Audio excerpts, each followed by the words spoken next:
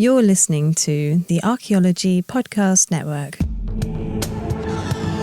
You are now entering the Pseudo-Archaeology Podcast, a show that uncovers what's fact, what's fake, and what's fun in the crazy world of pseudo-archaeology.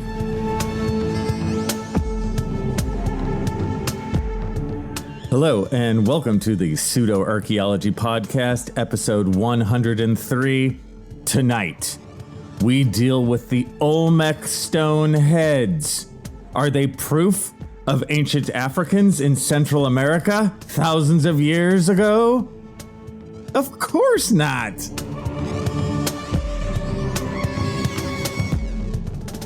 So, why the Olmec Stone Heads for today? Well, it's because I keep seeing it come up. And man, you guys, this is an old school pseudo-archaeology classic, right? I think a lot of you have already heard this one, where the Olmec Colossal Heads, which are found in Central America, in modern-day Mexico, are secretly proof that Africans sailed across from Africa and made it to Central America back in, 500 BC or 1000 BC, or just pick whatever BC because it's all fake. What data are they relying on? Well, if you look at the stone heads, they have big lips. Oh yeah. These lips are not small. They are full size, full lips. But do only African people have big lips? No. All kinds of different cultures throughout the world have big lips and small lips and in-between lips, including, ancient Olmec populations could have rather large lips. In investigating this lipgate, I've come across the fact that people who say this are simply just full of it. And I think you guys know that.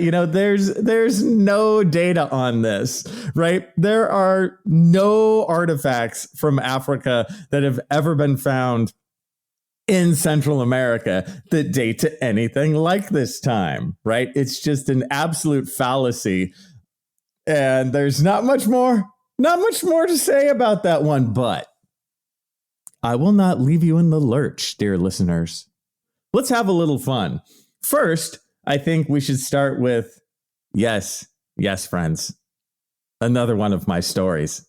And I know, you're like, Kinkella man, if I hear you say, so there I was in Belize, one more time, I'm going to turn off this podcast and never come back.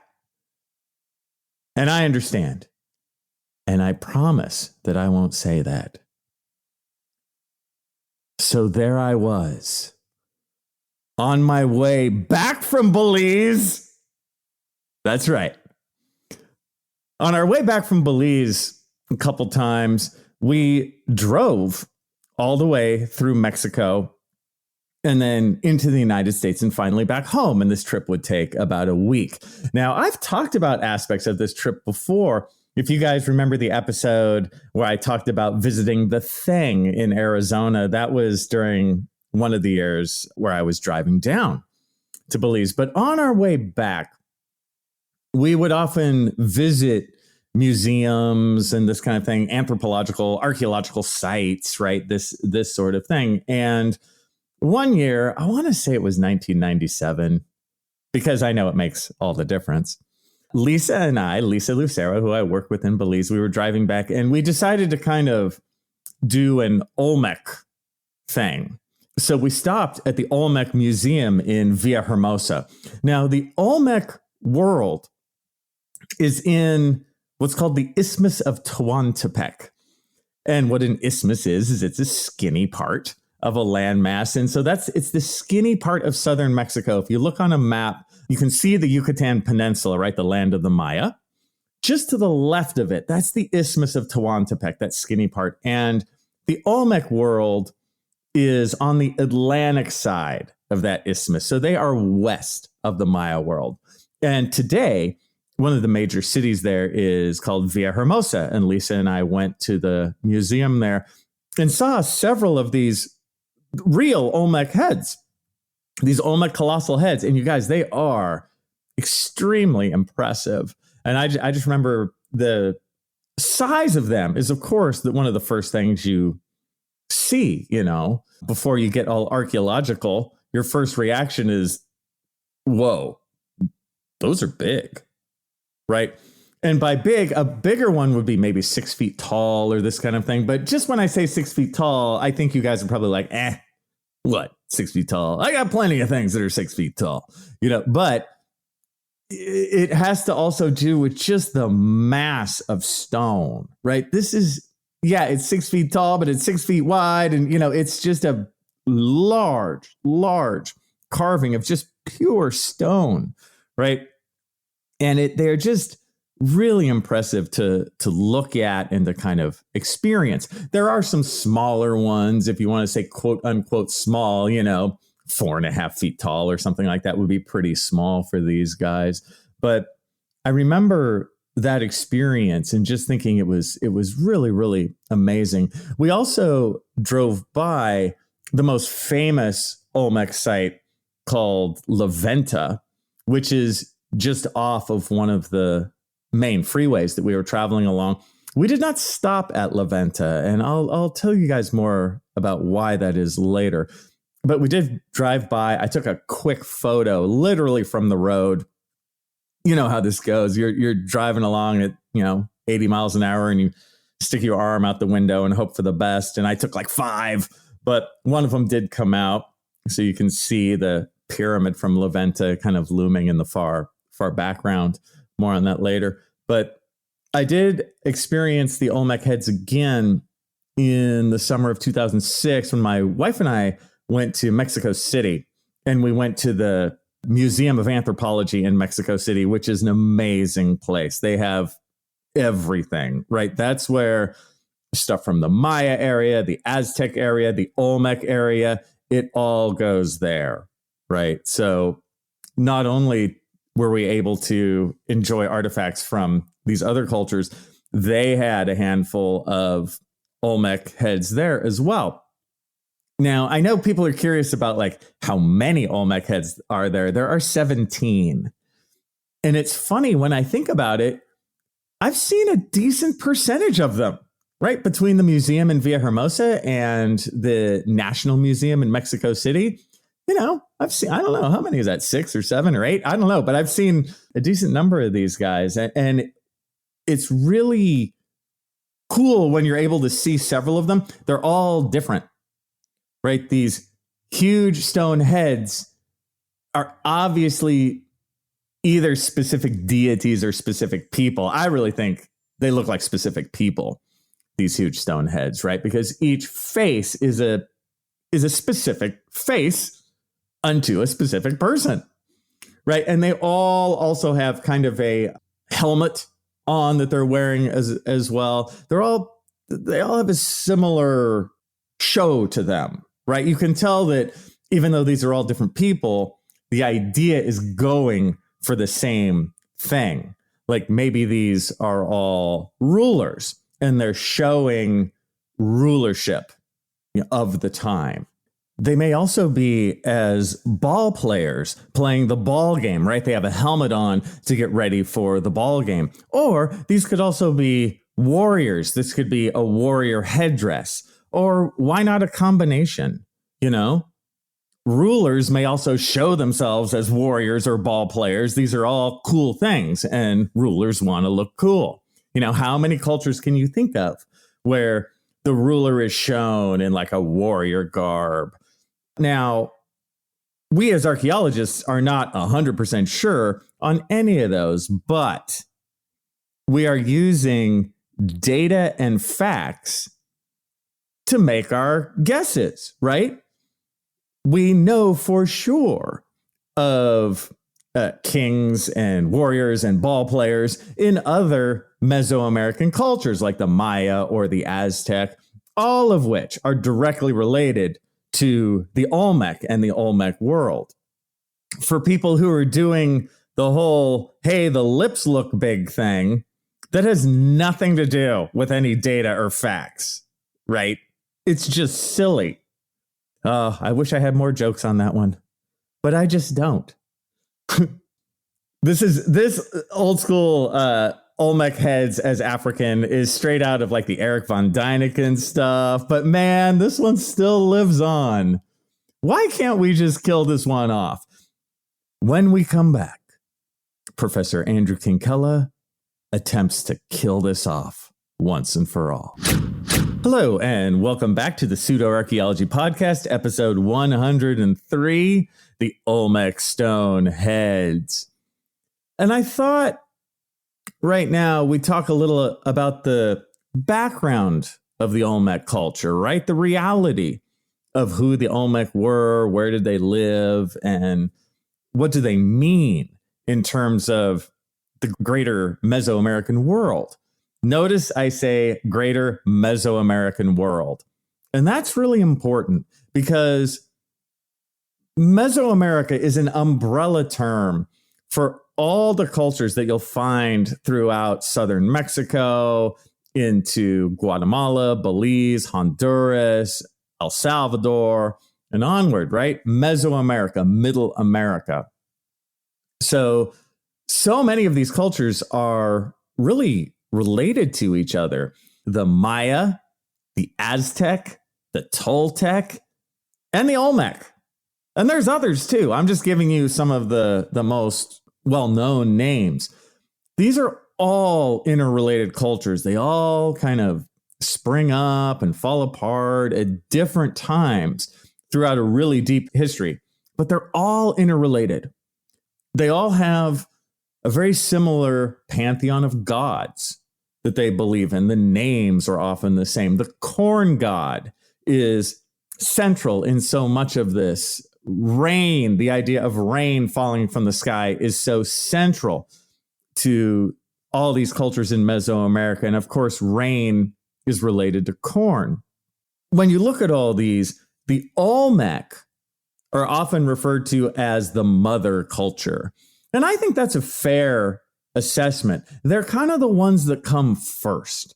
They're the ones where you see these things for the first time. You see a corn god. You see kind of a rain god. You see this focus on corn. Corn as life. Corn as people. So this Mesoamerican mother culture, dates-wise, I'd say from about 1400 to 400 BC. And that's pretty early. That's pretty early for Central America. I know if you're used to Egypt or something, and the Old Kingdom starts at, 2681 BC or something like that. Yes, the Egypt culture is quite ancient, but for the New World in Mesoamerica, this is old. 1400 to 400 BC, and in this time frame, in this area of the Isthmus of Tehuantepec on the Atlantic coast, you get these firsts. The first large 100-foot tall pyramid I think it's in the New World. Don't directly quote me on that, but I think the pyramid at La Venta might be the first one. If not, it is early. That just there, that monumental architecture. Monumental architecture is an amazing thing that comes here. And remember, whether it's Olmec heads as African or Maya pyramids being built by Egyptians, whatever. Remember that the fact that the Olmec built a pyramid doesn't mean they had to have someone else show them how to do it. There is a thing called independent invention, which is very common across the world, meaning that if one culture figures something out, it's possible that another culture will figure out the exact same thing at a completely different time and place. They don't need to have a connection. And that's actually proven as you look at the structure of the pyramids themselves. If you happen to compare New World pyramids like the Olmec to Egypt or something like that. The construction is totally different. Yes, they're triangular when you look at them, but barring that, the architecture is completely different.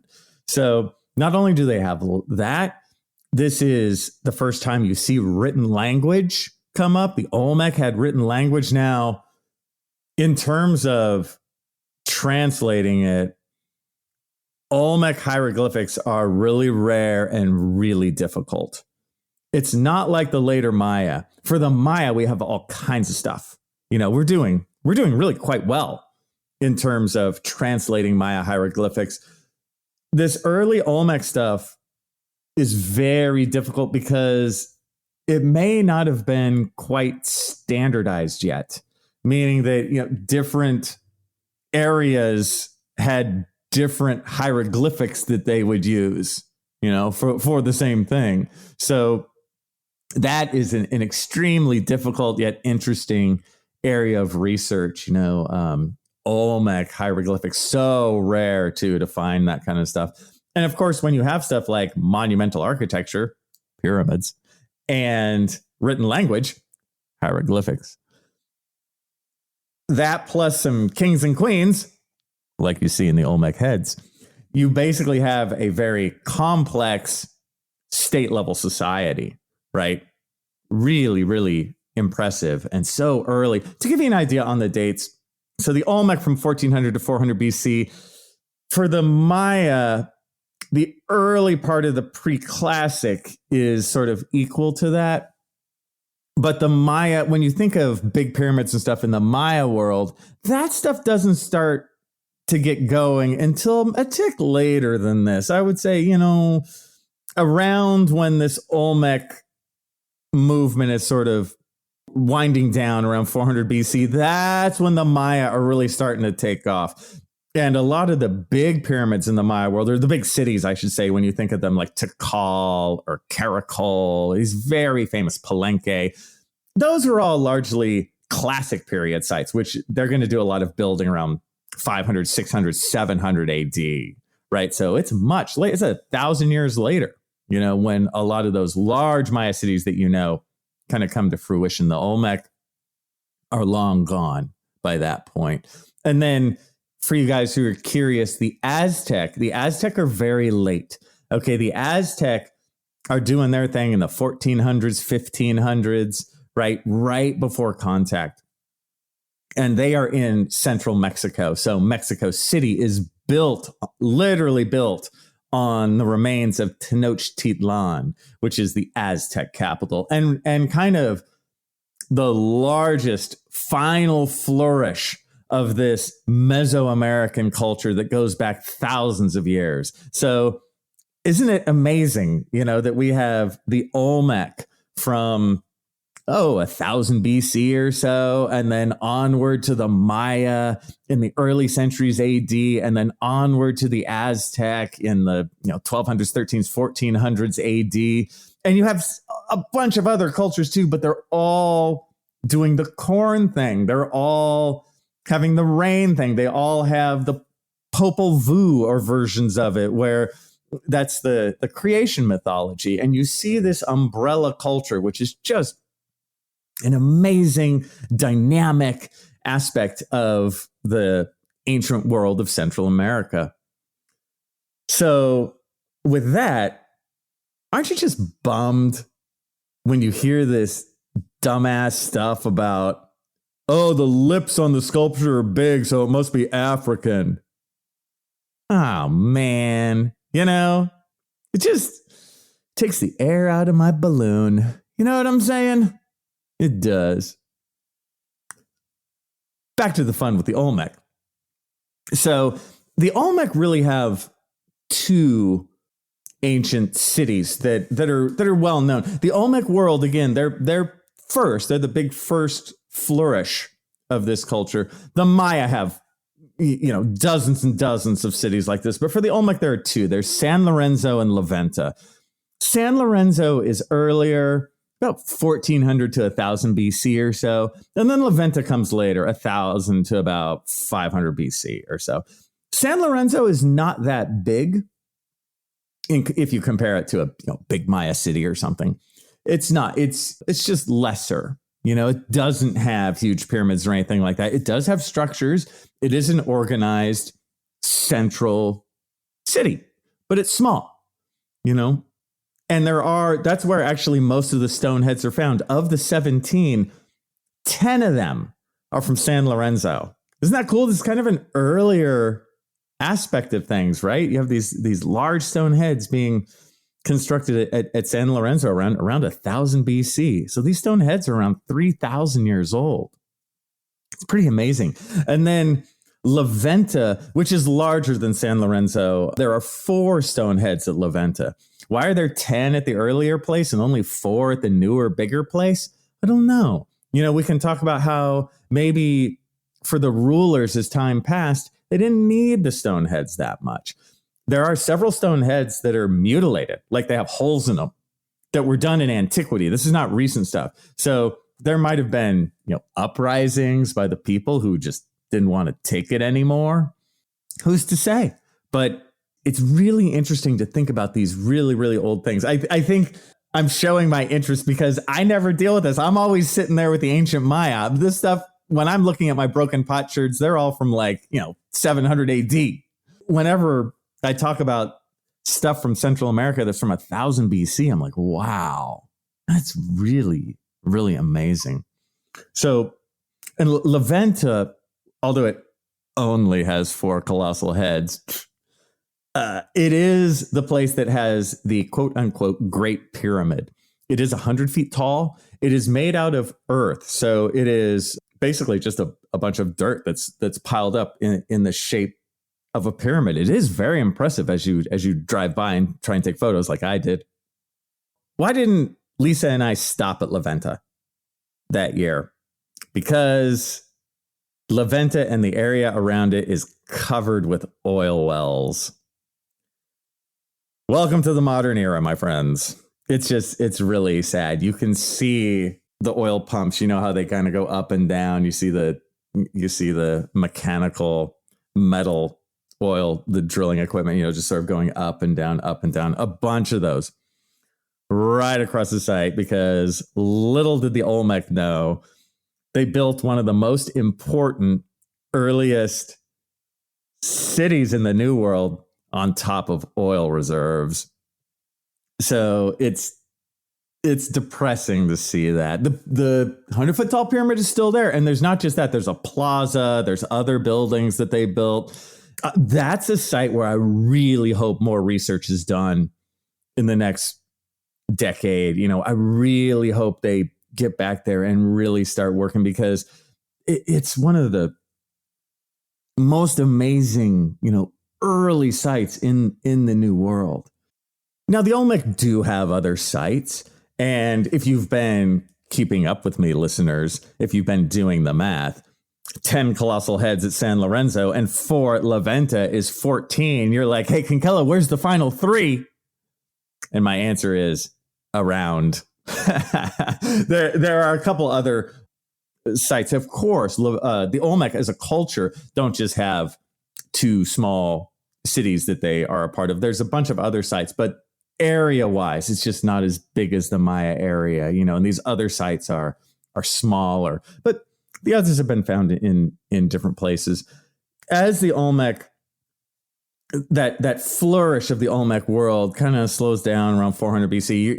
You see city-states kind of rising up in southern Guatemala. We call this Izapa. Izapa kind of provides a connection between the Olmec and then the Maya, which are really going to take the ball that the Olmec started and run with it for the next 1,000 years. So just an amazing culture. I can't recommend enough that you guys see the Olmec Stoneheads in person at some point if you ever possibly can. Take a trip to Mexico City. Take a trip to the National Museum.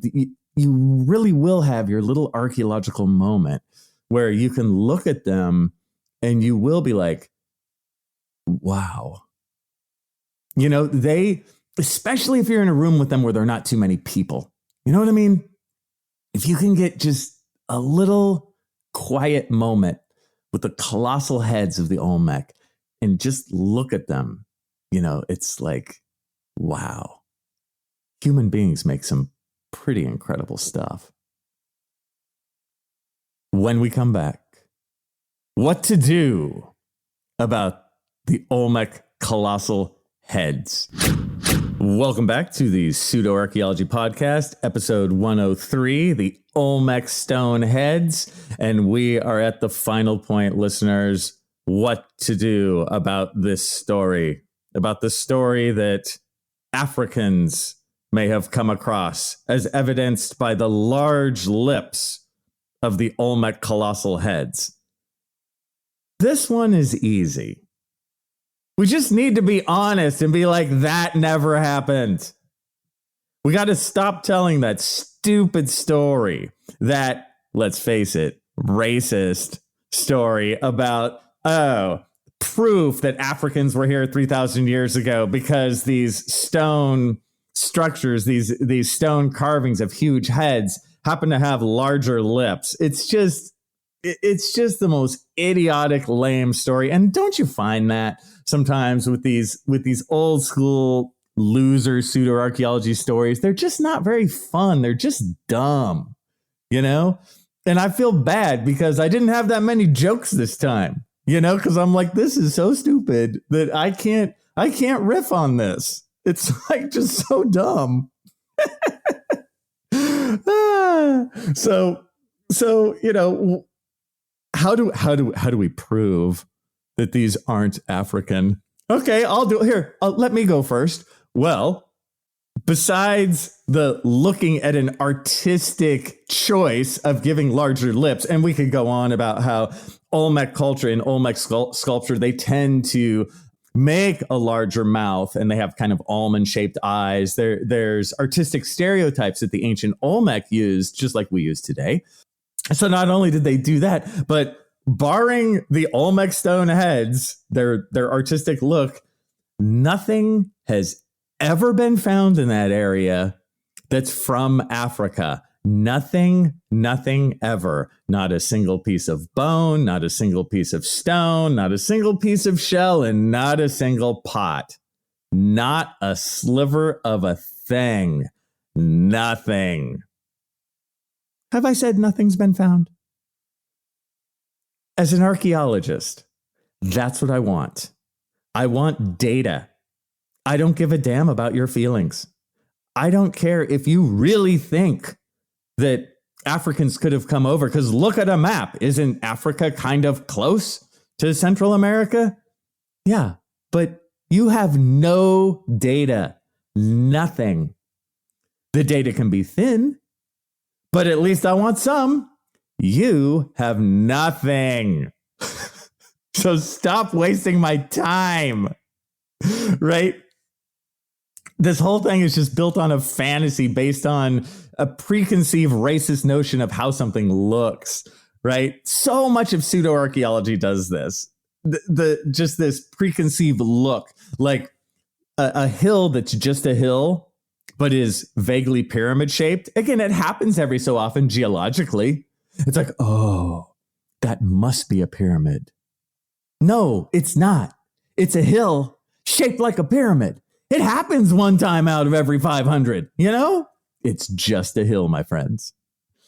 And I am so tired of hearing archaeologists in their narrow-minded world, they just don't look. They just don't look for this because they're so close-minded. Yes, we do. Okay? You don't think that we would see this kind of stuff immediately after the literally thousands and thousands of hours that we sit in the lab, sorting the potsherds, sorting the bone fragments, sorting the stone tools. You don't think that if one of those, once, was different, and it would be obvious because, hey, if there's one thing archaeologists know, it's potsherds, it's stone tool bits, it's little bits of bone. We know that stuff stone cold. Hey, I said I had no jokes. I had one. Stone cold. I'll be here all week. or at least for the next 4 minutes. We know this stuff, you guys. It would be so easy to see one broken piece of pottery that didn't fit with the rest. One stone tool from a stone tool type that was not native, that was not local. We would see that instantaneously. I would love to find it. We're all like, that's the thing. It's like, not only do we look, we actively look for different things. Your eye actually starts looking for different things because you get so bored of seeing the same stuff all the time. So something new would just show itself immediately. We're not going to miss it, and then if we found it, we're not going to keep it a secret. Okay. Don't worry. We're all more than self-centered enough to show the world as soon as we find something like this. It's not like, hey guys, I go to the secret archaeology cabal, and I'm like, hey guys, I found a piece of stone from Africa, but I found it at an Olmec site. And they're like, quick, hide it. I got a place over here. It's in the basement. Right? Do you think academics are going to do that? Are they going to do that? Or are they so worried about their career that they're going to publish all this stuff immediately? I'll leave that one for you to decide. You know what I'm saying? There is no evidence. None. Stop this lame story. And you're like, but Africa is so close. Yeah, it's pretty close. But you know what's a little closer than Africa? The local Olmec who carved the stuff. They're like right there. They are very close. So, I think maybe our note is that we just need to teach this a little more in like K through 12. The story of the Olmec is fascinating, and dare I say it, kind of mysterious. It is. They're kind of the first ones that set in place this Mesoamerican culture trajectory that continues for thousands of years. And it is amazing how many things stay similar, that you can see these obvious connections between something Olmec from 1000 BC and something Maya from 700 AD, 1700 years later. How many connections can you make from stuff from 300 AD? That's 1700 years ago. It's amazing how successful this set of ideas were, this culture was. Really, really amazing. So, I do hope that we teach this a little more in K through 12. I do hope there are more, specials on the Science Channel and on this Discovery Channel, just on the Olmec. If they did just the Olmec and broke it down, it would be really, really cool. And with that, I bring this episode to a close because I need enough time to hide all those stones from Africa. I'll see you guys next time. Thanks for listening to the Pseudo Archaeology Podcast. Please like and subscribe wherever you like and subscribe. And if you have questions for me, Dr. Andrew Kinkella, feel free to reach out using the links below or go to my YouTube channel, Kinkella Teaches Archaeology. See you guys next time. This episode was produced by Chris Webster from his RV traveling the United States, Tristan Boyle in Scotland, DigTech LLC, Culturo Media, and the Archaeology Podcast Network, and was edited by Chris Webster. This has been a presentation of the Archaeology Podcast Network. Visit us on the web for show notes and other podcasts at www.archpodnet.com. Contact us at chris@archaeologypodcastnetwork.com.